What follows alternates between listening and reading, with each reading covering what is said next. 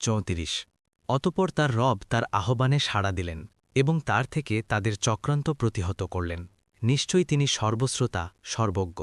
35 তারপর নিদর্শনসমূহ দেখার পরে তাদের কাছে স্পষ্ট হল, কিছুকাল পর্যন্ত অবশ্যই তারা তাকে কারারুদ্ধ করে রাখবে। 36 আর কারাগারে তার সাথে প্রবেশ করল দুজন যুবক। তাদের একজন বলল, আমি স্বপ্নে আমাকে দেখতে পেলাম যে আমি মদ নিংড়াচ্ছি। আর অপরজন বলল, আমি স্বপ্নে আমাকে দেখেছি যে আমি আমার মাথার উপর রুটি বহন করছি, তা থেকে পাখি খাচ্ছে। আপনি আমাদেরকে এর ব্যাখ্যা অবহিত করুন।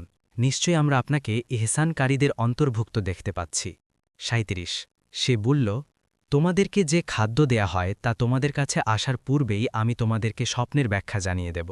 সেটি এমন জ্ঞান থেকেই বলব যা আমার রব আমাকে শিক্ষা দিয়েছেন।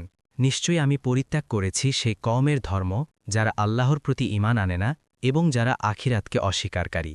38 আর আমি অনুসরণ করেছি আমার পিতৃপুরুষ ইব্রাহিম, ইসহাক ও ইয়াকুবের ধর্ম। আল্লাহর সাথে কোনো কিছুকে শরিক করা আমাদের জন্য সঙ্গত নয়। এটি আমাদের ও সকল মানুষের উপর আল্লাহর অনুগ্রহ, কিন্তু অধিকাংশ মানুষই কৃতজ্ঞতা প্রকাশ করে না। 39 হে আমার কারাসঙ্গীদয়, বহু সংখ্যক ভিন্ন ভিন্ন রব ভালো নাকি মহাপরাক্রমশালী এক আল্লাহ?